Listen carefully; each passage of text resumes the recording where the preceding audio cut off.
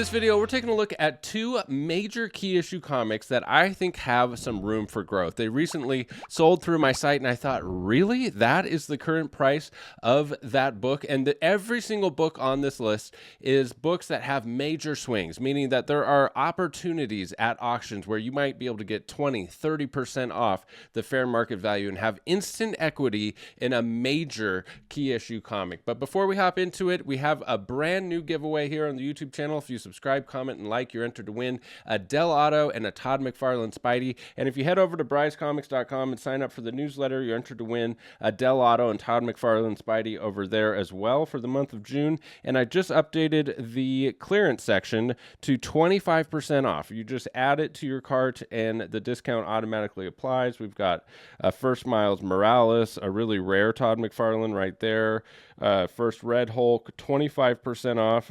First ongoing Miles, and a bunch of other cool stuff. These are some really cool J. Scott Campbell foreign variants for this ultra rare American version. And I will be refreshing the clearance section soon with a whole brand new batch of books, so keep an eye on that. And there's some really awesome books coming probably Wednesday, the week this video comes out, so stay tuned for that. All right, so the first book on the list is Tales of Suspense number 52, and this is the first appearance of Black Widow, Natasha, the death of the first Crimson Dynamo, and also the first appearance and death of the second Crimson Dynamo. So you get two Dynamo deaths in this issue. I absolutely love the cover. To me, it just screams 1964. There's way too big of a trade dress. There's way too many words. There's way too many arrows and things going on, and for that reason, I absolutely love it. There's Black Widow in the background. They were not expecting her to be the main attraction of this issue for years to come, or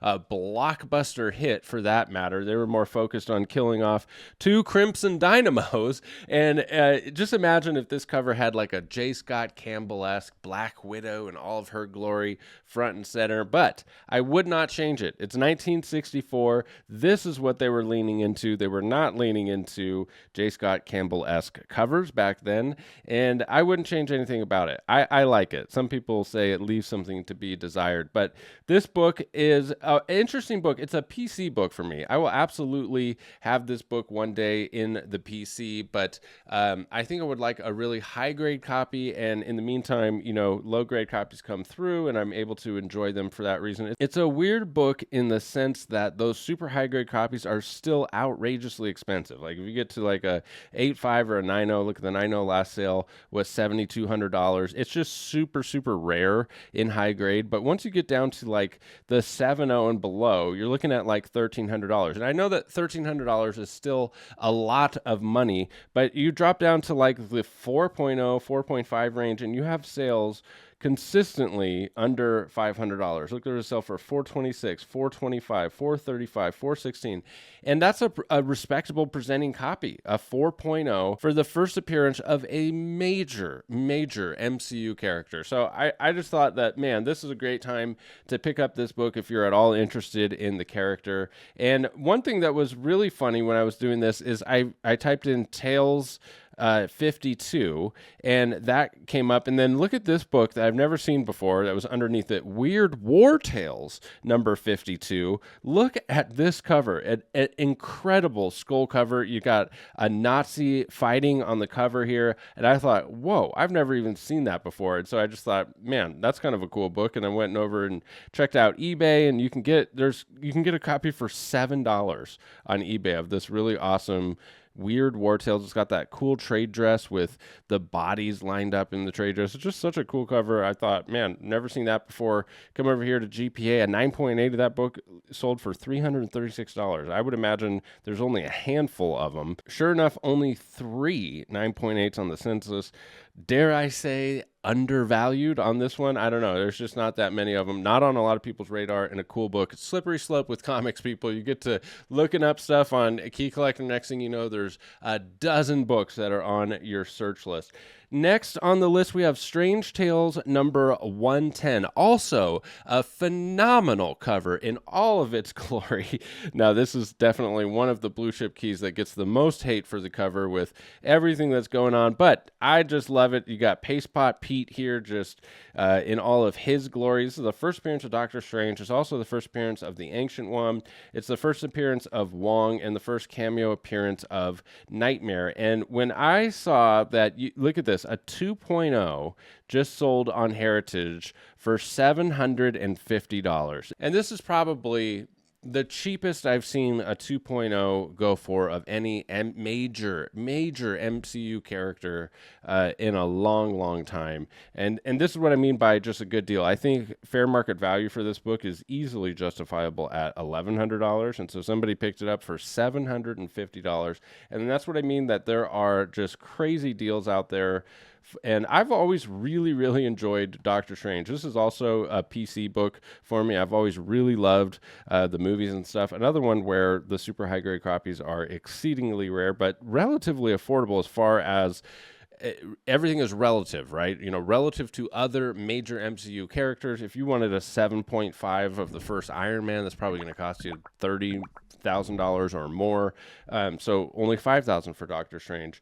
And cover has a lot to do with that. But there are a lot of alternatives for Doctor Strange as a character if that is still too high of a price tag for you. Journey into Mystery 78 is a really cool one. It's much more rare. And this is the prototype of Doctor Strange. And you got, he was named the Sorcerer in this issue, and you've got the Sorcerer there on the cover. I think it's a really good alternative if you can't afford the first full appearance, is that tryout issue. And then you've got these other key issues associated with Doctor Strange. This is one that also has huge opportunities. Like, you could find, if you set searches on auction houses, you can consistently find really good deals for this book for 20-30% below FMV. And that doesn't mean that that's a new price. It just means that you got a good deal. And that's one of the biggest things with comic book collecting, is get your equity when you buy. And so this is, every book on this list is actually a good example of books that you can do that with. This is the origin of Baron Mordo, the origin of Doctor Strange, and it's the second appearance of Sandman, and the first mention of Dormammu, and the first mention of the Vishanti. It's a really important book to all of the Doctor Strange mythos, and it's not a super popular book. You got Spidey on the cover there. They love to just throw Spider-Man on covers to help sell comics because Spider-Man was doing so well, and you got Sandman on there in his second appearance. I think it's an absolutely phenomenal cover. In my opinion, a book that is cheaper than it should be. I'm being really careful about my words here. And then as far as other key issues for Doctor Strange, you have the first quote-unquote partial cover appearance in Strange Tales number 118. To me, there's nothing partial about this. That's him on the cover. But this brings up a really good point, is it doesn't really matter if it's the first full or first partial. Just collect the one that you like, okay? It's the same for Amazing Spider-Man 315. They call that the first partial cover appearance of Venom. And in my opinion, that's him on the cover. So there's nothing partial about it. Amazing Spider-Man 316 is a way better cover than 315, and that's why, you know, collectors gravitate towards that. So my point is, it doesn't matter if it's the first partial or first full, just collect what you love. And here's Fantastic Four 27, which is considered the first full cover appearance of Doctor Strange, also a relatively affordable book. And then we have Doctor Strange number 169, which is the first solo titled Doctor Strange issue with a cover that is head and shoulders above all of the other Doctor Strange issues in this video, as far as I'm concerned, and in my opinion. I think this is an absolutely stunning cover. It's not like all the other 12-cent ones where you've got all that stuff going on. You do still have a big, you know, trade dress, and you do still have some words here, but it is all focused on the character. There's not like multiple characters interacting and a battle going on. This is all about Doctor Strange. And that's kind of unlike a lot of, key issue comics we see from the era. So it comes down to personal preference. You can get this in a super, super high grade for the same price as like a mid-grade Strange Tales 110. And my advice would be collect which one you love. They're both in today's market. They both have potential room for growth, in my opinion. So that's it for this video. Just some interesting food for thought. There's so much to think about and talk about and do with this hobby. I absolutely love this hobby. I hope you're having as much fun as I am. Don't forget about those 2 giveaways. Catch me over on Whatnot. There's a link down below for $15 towards your first purchase. I should have a Whatnot show the weekend you're watching this on Friday, but I might have to move some things around with the summer schedule and the kiddo. I hope you're having a great summer so far. Thanks for sticking with me to the end of the video. We'll catch you in the next one. Bye.